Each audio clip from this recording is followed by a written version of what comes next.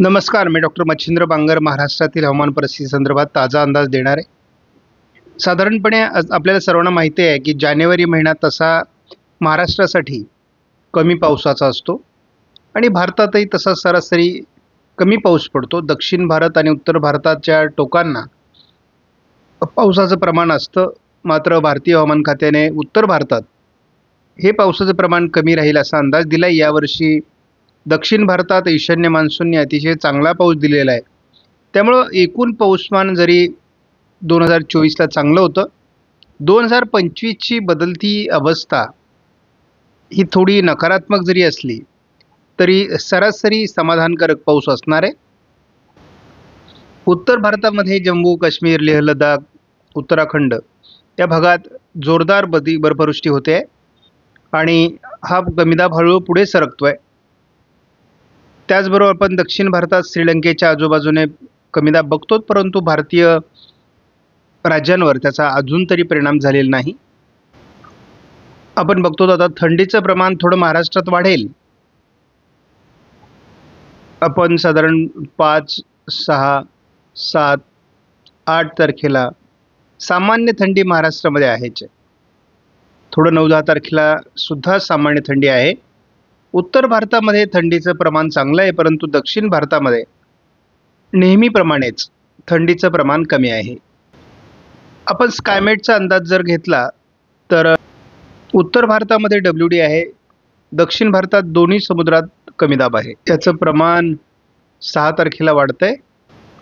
7 तारखेला आपण बघतो की उत्तर भारतातला कमी दाब पूर्व भारताकडे सरकतोय। दोन्ही कमी दाब हे समुद्राच्या अंतर्गत भागात आहेत। 30 परिस्थिती 8 तारखेला आहे।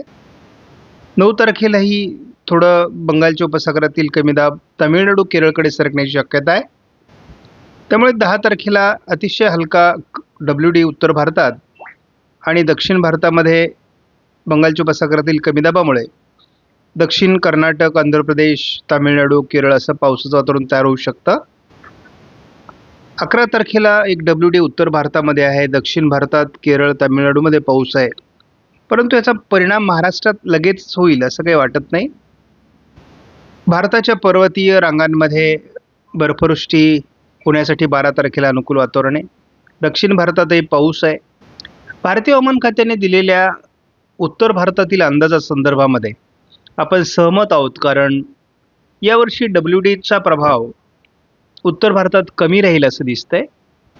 आपण जर एकूणच 15 तारखेपर्यंत जवळपास अंदाजावरून लक्ष दिलं तर केवळ केरळ आणि तामिळनाडू किंवा दक्षिण कर्नाटक, थोडं दक्षिण आंध्र प्रदेश या भागातच थोडाफार पाऊस होईल, या पलीकडे पावसाचा अंदाज नाही। आपला सर्व सभासदांना माहिती आहे की ECMW मॉडेलवर अधिक विश्वास आहे आणि दोन्ही समुद्रांमध्ये या मॉडेलने हलका कमी दाब दाखवलेला आहे। 6 तारखेला आपण बघतो उत्तर भारतामध्ये थोडा WD आणि दोन्ही समुद्रात कमी दाब हा अंतर्गत भागात असल्यामुळे महाराष्ट्रावर तसं आता पावसाचं काही वातावरण नाही।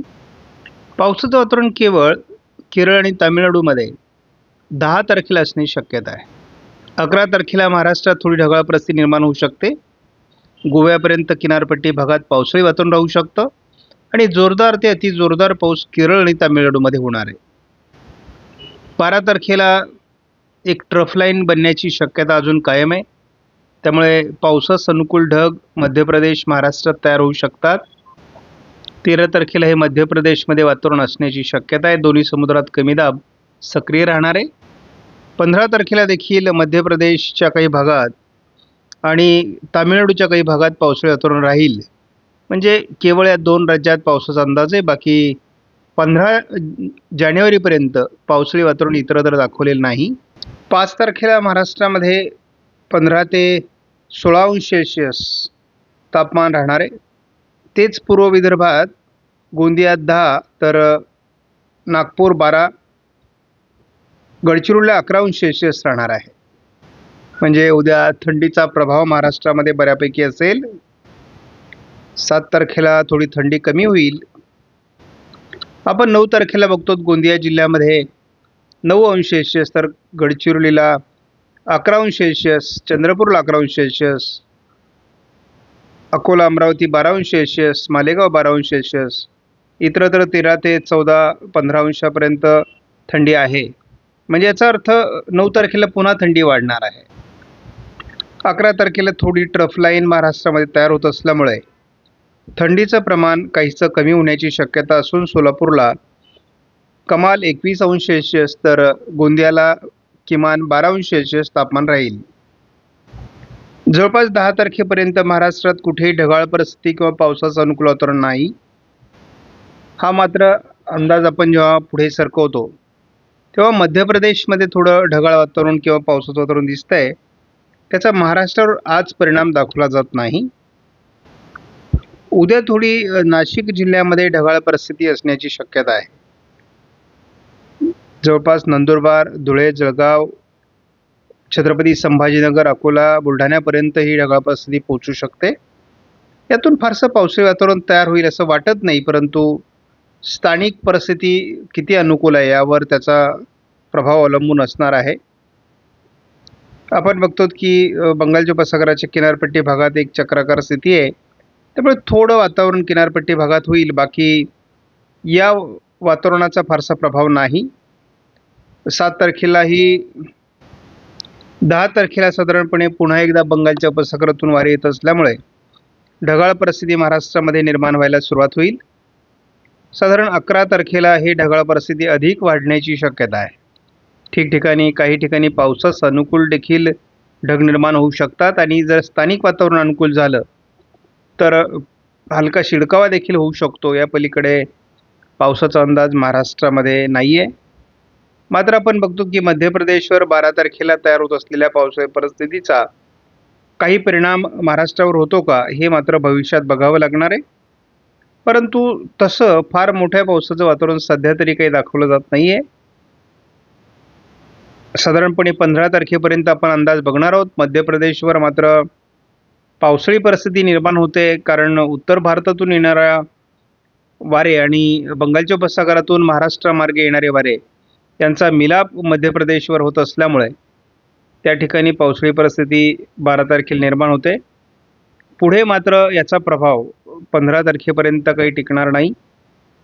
हलकी ढगाळ परिस्थितीच्या पलीकडे याचा प्रभाव राहणार नाही. त्यामुळे महाराष्ट्रात तरी 15 तारखेपर्यंत कुठल्याही प्रकारे पावसाळी वातावरण तयार होईल असा कुठलाही अंदाज नाही.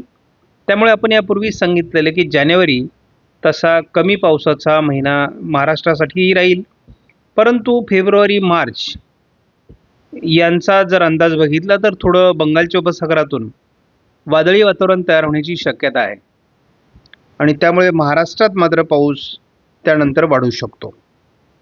आपणास व्हिडिओमधील माहिती महत्त्वपूर्ण वाटल्यास लाईक करा, शेअर करा, चॅनलला सबस्क्राईब करा. धन्यवाद. जय हिंद, जय महाराष्ट्र, जय बळीराजा.